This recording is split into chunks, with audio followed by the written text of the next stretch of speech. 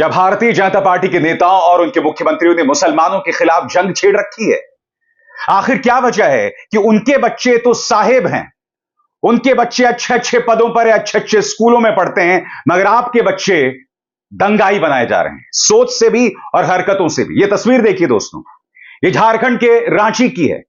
भाजपा का एक कार्यकर्ता जो है पत्थर मार रहा है। इसी तरह की कई तस्वीरें सामने उभर कर आई हैं कोलकाता में कल हुए प्रदर्शन की, जहां प्रदर्शनकारी पुलिस पर हमला बोल रहे हैं, मगर उनके बच्चे अच्छे अच्छे पदों पर हैं।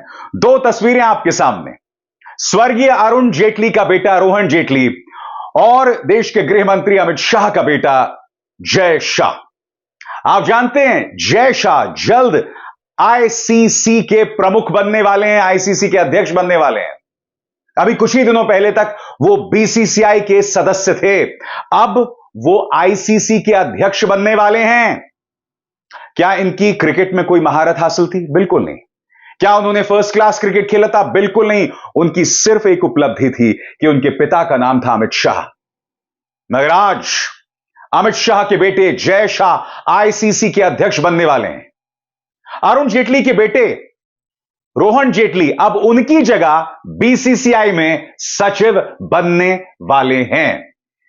क्या रोहन जेटली कोई क्रिकेटर थे? कम से कम मैं तो नहीं जानता। कहने का अर्थ साफ है दोस्तों, उनके बच्चे अच्छे अच्छे यूनिवर्सिटीज में पढ़ रहे हैं, अच्छे अच्छे कॉलेजेस में जा रहे हैं, विदेशों में जा रहे हैं। जी हां, रविशंकर प्रसाद, निशिकांत दुबे, गिरिराज सिंह, इन सब के बच्चे अच्छे अच्छे कॉलेजेस, अच्छी अच्छी यूनिवर्सिटी। शिवराज सिंह चौहान, हाल ही में कुछ ही दिनों पहले उनके बच्चे ने एक इंटरनेशनल यूनिवर्सिटी से डिग्री ली थी। मगर आप सड़क पर इस तरह से दंगाई बने हुए हैं, और दंगाई बनाने के पीछे भी भारतीय जनता पार्टी की सोच है।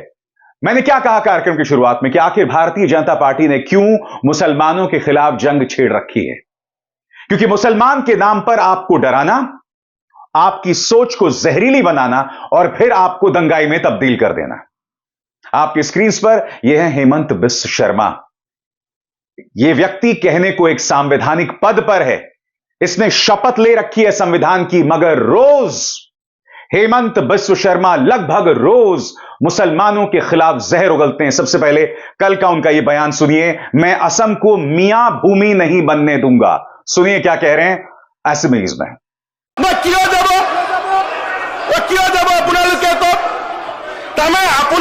গোটেই অসমখন লবই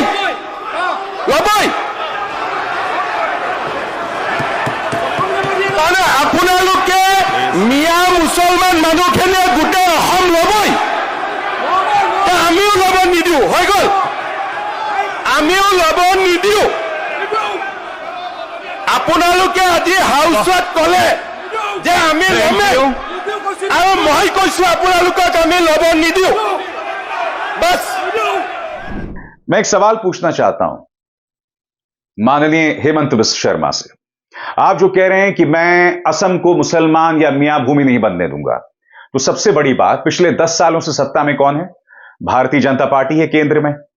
तो अगर बांग्लादेश की सीमा पार करके घुसपैठिए आ रहे हैं और असम की राजनीतिक तस्वीर को बदल रहे हैं, तो पिछले 10 साल से आप क्या कर रहे थे? बताइए।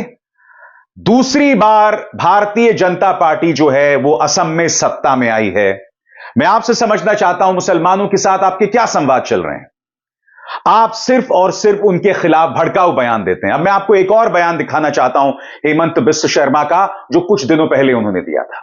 उनसे एक पत्रकार यह सवाल पूछता है कि भाई आपकी जहां विधानसभा क्षेत्र है वहां पर पहाड़ों की कटाई हो रही है, तो आप जानते हैं हेमंत बिस्व शर्मा जवाब में क्या देते हैं कि तुम्हारा नाम क्या है?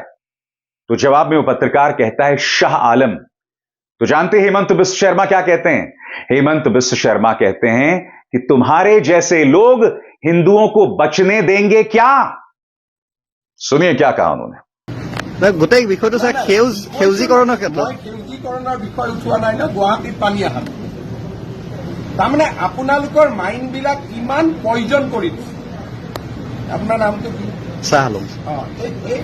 আপোনালোক চাহ আলম বা ইউএছপিএমৰ মহিবুল হক, আপোনালোকে চব বস্তু যেনেকে মিলাই দিছে। আমি तो जैसे मैंने कहा ना, फर्क देखिए दोस्तों, मुसलमानों को खलनायक के तौर पर पेश करना, माइनॉरिटीज पर निशाना साधना, मगर उनके बच्चे, एक आईसीसी का अध्यक्ष बनने वाला है, दूसरा बीसीसीआई का सचिव उनकी जगह बन जाएगा। और जैसे मैंने कहा, निशिकांत दुबे हों, रविशंकर प्रसाद हों, शिवराज सिंह चौहान हों, गिरिराज सिंह हों, इन तमाम नेताओं के बच्चे अच्छे अच्छे कॉलेजेस, यूनिवर्सिटीज में आपके स्क्रीन पर अनुराग ठाकुर देश के गद्दारों को गोली मारो जैसे भड़काऊ नारे लगाए थे, नतीजा गोलीबारी शुरू भी हो गई थी। इनके बच्चे भी अच्छे अच्छे स्कूल्स और कॉलेजेस में पढ़ रहे हैं, मगर आप इस तरह से पत्थरबाजी कीजिए ना, आप इसी से खुश हैं, आप इस तरह से पत्थरबाजी कीजिए। आपका ध्यान भटकाया जा रहा है उन लोगों में जो आज जिंदा भी नहीं है। सुनिए, माननीय हेमंत बिस्व शर्मा क्या कहते हैं कि मैं तो मुख्यमंत्री ही बना हूं बाबर और औरंगजेब को टाइट करने के लिए। सुनिए, अगर मैं मुख्यमंत्री बन के थोड़ा बहुत बाबर औरंगजेब को टाइट नहीं करूंगा तो मुख्यमंत्री बन के क्या फायदा है? तब उसमें फायदा क्या है? तो बाबर और औरंगजेब को टाइट करने के लिए ही जो मैंने मुख्यमंत्री बना हूं। मुख्यमंत्री महोदय, चाहे बाबर हो औरंगजेब, दोनों मर खप गए, कोई जिंदा नहीं है। कोई मुगल अपने कब्र से आकर नहीं कहेगा कि अनारकली मैं तुम्हें खा जाऊंगा। नहीं, किसी अनारकली को खतरा नहीं है। अलबत्ता भारतीय जनता पार्टी वो अनारकली बनी हुई है जिसे लगता है कि जब तक मुगलों के नाम का डर या फिर मुसलमान के नाम का डर पैदा ना किया जाएगा, हिंदू हमारे लिए वोट नहीं देगा। कितने शर्म की बात है ना कि इन्हें लगता है कि हिंदू को डरा के, उसे धमका के, उसे डरा कर ही उसका वोट लिया जा सकता है। अरे मैं आपसे पूछना चाहता हूं, अपने बच्चों को उतारिए मैदान में, उनसे भी पत्थर चलवाइए। आपके बच्चे तो अच्छे अच्छे पदों पर बैठे हुए हैं। लगातार मैं आपको बतला रहा हूं। यह है मध्य प्रदेश के मुख्यमंत्री मोहन यादव, कह रहे हैं कि भारत में रहना है तो रामकृष्ण कहना होगा। आप जानते हैं दोस्तों, इस देश में कुछ लोग पैगंबर के सामने सिर झुकाते हैं, कुछ लोग गुरुद्वारे के सामने जाके शीश झुकाते हैं, कुछ लोग गिरिजाघर जाते हैं। एक व्यक्ति जो कि राज्य का मुख्यमंत्री है इस तरह की बातें कर रहा है। मकसद साफ है, एक बार फिर हिंदू और मुसलमान का बंटवारा पैदा किया जाए, एक बार फिर मुसलमान का हवा बनाकर आपको डराया जाए। और यह डर आपके जहन में 2014 से पहले कभी नहीं था। सुनिए क्या कह रहे हैं मोहन यादव। रहीम, रसखान यहां की माटी में अपने आप को जोड़ करके चले तो आज सदियों से उनका हम स्मरण करते हैं। लेकिन सावधान, जो यहां का खाता है और कहीं और का बजाता है, ये नहीं चलेगा। भारत के अंदर रहना होगा तो रामकृष्ण की जय कहना होगा। बताइए, मैं फिर आपसे पूछना चाहता हूं दोस्तों, किस बात का डर है आपको? और एकता की बात की भी जाती है तो यह कहा जाता है कि भाई हिंदू एक नहीं होंगे तो कट जाएंगे, बटेंगे नहीं तो कटेंगे। मुख्यमंत्री आदित्यनाथ का बयान, वो कहते हैं कि बटेंगे नहीं तो कटेंगे। और मिसाल किसकी दी जा रही है? बांग्लादेश की। सबसे पहली बात, बांग्लादेश में हालात बिल्कुल अलग हैं। बांग्लादेश की जो प्रधानमंत्री हुआ करती थी शेख हसीना, वो उनका तेवर एक तानाशाह के बन गए थे। संस्थाओं की धज्जियां उड़ा रही थी, मनमानी कर रही थी, विपक्ष को जेल में डाल रही थी, इसीलिए उन्हें भागना पड़ा। तो आप बांग्लादेश से क्यों डरते हैं? क्यों डरते हैं मुख्यमंत्री आदित्यनाथ बांग्लादेश से? और सबसे बड़ी बात, अगर आप ये कह रहे हैं बटेंगे तो कटेंगे, तो पूरे देश के लिए कहिए ना। सबसे बड़ी बात, हमारा यह देश एक परिवार है, हिंदू मुस्लिम सिख ईसाई आपस में जुड़े हुए हैं।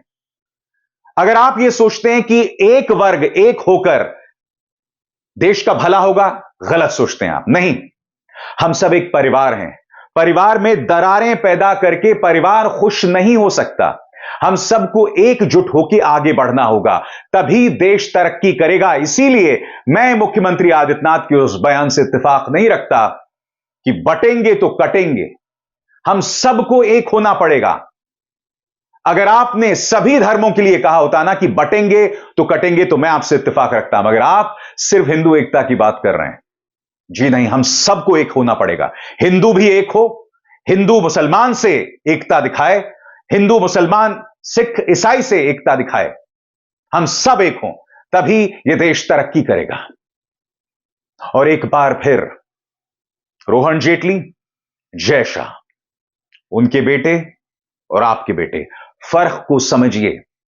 इसीलिए बार बार संवैधानिक पद पर बैठकर भी इनके नेता भड़काऊ बयान देते हैं। ये गिरिराज सिंह है, कहते हैं कि हमसे बहुत बड़ी गलती हो गई कि बंटवारे के समय हमने मुसलमानों को यहां रहने दिया।